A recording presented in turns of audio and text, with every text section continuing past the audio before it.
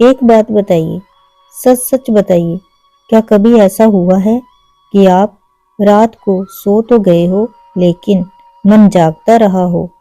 सब कुछ होते हुए भी अंदर कुछ खाली खाली सा लगता हो और उस वक्त मन में सिर्फ एक सवाल गूंजता हो, मेरे साथ ही ऐसा क्यों होता है?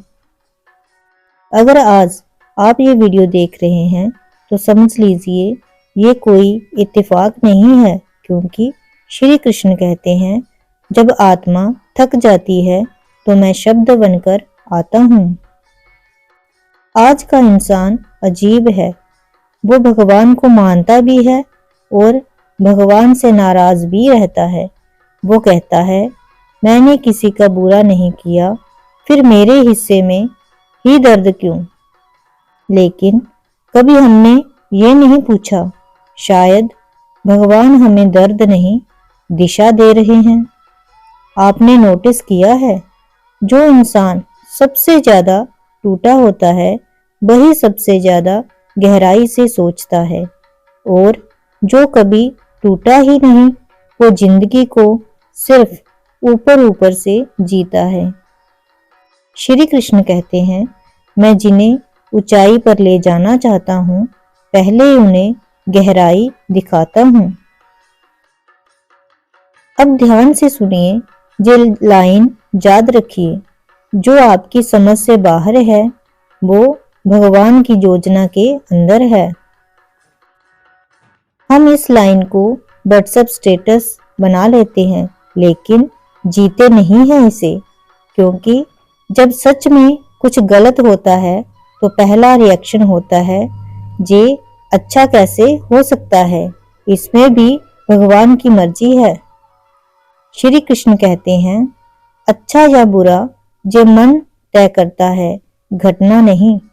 जो रिश्ता टूटा वो शायद आपको रोक रहा था, जो नौकरी गई वो शायद आपकी कीमत कम कर रही थी, जो इंसान दूर हुआ वो शायद आपकी ऊर्जा खा रहा था, लेकिन ये सब आपको बाद में समझ आएगा।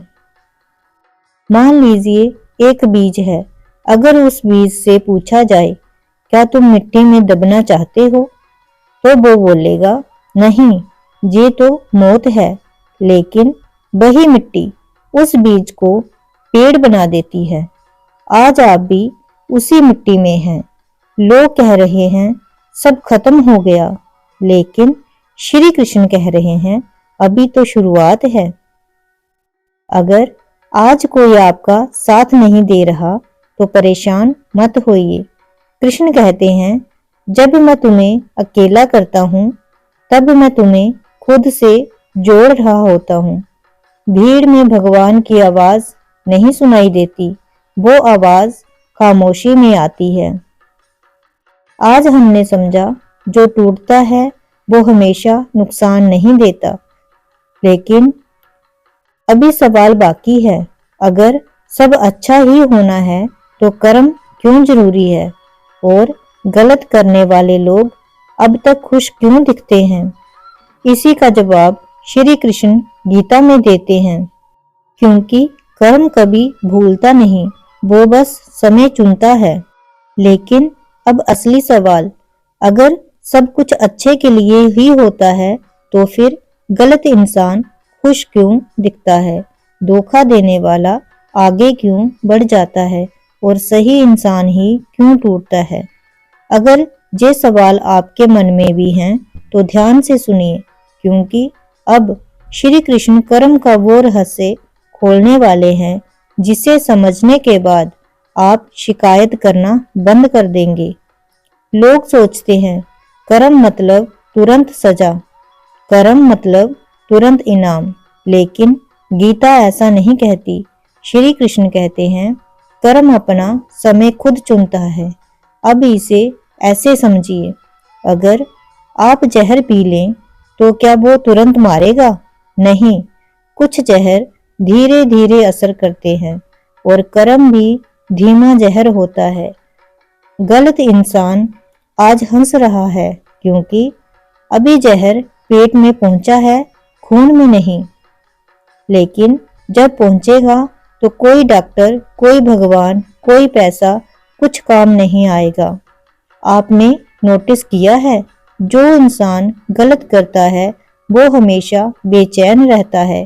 वो बाहर से खुश दिखे पर अंदर से डर, शंका, असुरक्षा। क्यों? क्योंकि आत्मा जानती है कि हिसाब बाकी है। श्री कृष्ण कहते हैं, पाप का सबसे बड़ा दंड अपराध बोध है। आप शांति से सो जाते हैं क्योंकि आपका हिसाब साफ है। जो जागता रहता है क्योंकि उसका समय तय है। अब ये लाइन ध्यान से सुनिए। अच्छे लोगों के लिए नहीं तोड़ा जाता कि वो गलत हैं, उन्हें इसलिए तोड़ा जाता है क्योंकि वो मजबूत बन सकते हैं। श्री कृष्ण ने अर्जुन को क्यों चुना? क्योंकि वो सबसे ताकतवर था? नहीं, क्योंकि वो सबसे संवेदनशील था। गीता युद्ध के मैदान में इसलिए बोली गई क्योंकि अर्जुन टूट चुका था। अगर अर्जुन मजबूत होता तो गीता नहीं मिलती। अगर आज आप अकेले हैं तो डरिए मत। कृष्ण कहते हैं, भीड़ तुम्हें आवाज देती है, अकेलापन तुम्हें भगवान देता है। भगवान शोर में नहीं मिलते, वो मिलते हैं टूटे हुए मन में, रोती हुई आत्मा में, खामोश रातों में।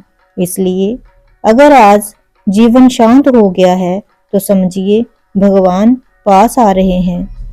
मान लीजिए दो लोग हैं, एक सही है, एक गलत। गलत वाला शॉर्टकट से ऊपर जाता है, सही वाला धीरे धीरे चलता है। लोग तालियां गलत वाले को देते हैं, लेकिन समय समय एक दिन पूछता है, तेरे पास धैर्य है? तेरे पास सच्चाई है? गलत वाला चुप हो जाता है, सही वाला खड़ा रहता है, और वही दिन सही इंसान का दिन होता है। आज आपने जाना, कर्म कभी भूलता नहीं। गलत इंसान का समय भी आएगा और सही इंसान टूटकर भी निखरता है। लेकिन अभी सबसे बड़ा सवाल बाकी है, भगवान हमें दर्द में ही क्यों याद आते हैं? और दुख का असली मतलब क्या है? क्या दुख सजा है या संकेत? एक सवाल है, और ये सवाल हर टूटे इंसान के मन में होता है। भगवान हमें दुख में ही क्यों याद आते हैं? जब सब ठीक चल रहा होता है तो भगवान दूर लगते हैं, और जब सब बिखर जाता है तभी हम कहते हैं, हे कृष्ण, अब आप ही बचा लो। कभी सोचा है, अगर दुख ना हो तो शायद भगवान भी ना मिले। सबसे ज्यादा दर्द तब होता है जब आप सच्चे मन से प्रार्थना करते हो और कोई जवाब नहीं आता, ना संकेत, ना रास्ता, ना समाधान, और मन कहता है भगवान भी अब मेरी नहीं सुन रहे। लेकिन श्री कृष्ण कहते हैं, मेरी चुप्पी मेरी अनुपस्थिति नहीं है। माँ जब बच्चे को चलना सिखाती है तो क्या करती है? वो हाथ छोड़ती है। बच्चा गिरता है, रोता है, डरता है, लेकिन वही गिरना चलना सिखाता है। भगवान का मौन आपको खड़ा करने की प्रक्रिया है। आपने नोटिस किया है, सबसे ज्यादा अकेलापन भीड़ में लगता है। सबसे ज्यादा दर्द तभी होता है जब आप किसी से उम्मीद लगाए बैठे हों। क्यों? क्योंकि भगवान धीरे धीरे आपकी उम्मीदें इंसानों से हटाकर अपने ऊपर शिफ्ट कर रहे होते हैं। श्री कृष्ण कहते हैं, जब तक तुम्हारा सहारा इंसान है तुम कमजोर हो, और जिस दिन सहारा मैं बन जाऊं उस दिन तुम्हें तोड़ना भी पड़ेगा। एक लाइन लिख लीजिए, दुख सजा नहीं है, दुख चयन है। हर इंसान दुखी नहीं होता क्योंकि हर दुखी इंसान चुना हुआ होता है। कृष्ण ने महाभारत का युद्ध राजाओं को नहीं सिखाया, उन्होंने गीता टूटे अर्जुन को सिखाई। क्यों? क्योंकि ज्ञान वही उतरता है जहां अहंकार टूटा हो। जिस दिन आप रोते हो उस दिन आपकी आत्मा बोलती है। अगर आज आपका मन भारी है तो ये कमजोरी नहीं, ये संकेत है कि आप अभी भी इंसान हैं। श्री कृष्ण कहते हैं, मैं पत्थर नहीं बनाता, मैं इंसान बनाता हूँ। जो रो नहीं सकता वो समझ नहीं सकता। इसलिए अगर आज आंसू है तो उन्हें बहने दीजिए, क्योंकि आंसू आत्मा की सफाई होती है। मान लीजिए एक इंसान है जो सबके लिए खड़ा रहा, लेकिन जब वो टूटा तो कोई नहीं था। वही रात, वही अकेलापन, वही सवाल, मैं ही क्यों? और वही भगवान पहली बार उससे बात करते हैं, क्योंकि भगवान शोर में नहीं आते, वो आते हैं टूटन में, हार में, चुप्पी में। जहाँ इंसान खत्म होता है वहीं से भगवान शुरू होते हैं। अगर आज भगवान खामोश हैं तो इसका मतलब ये नहीं कि वो दूर हैं। इसका मतलब है वो आपको मजबूत बना रहे हैं।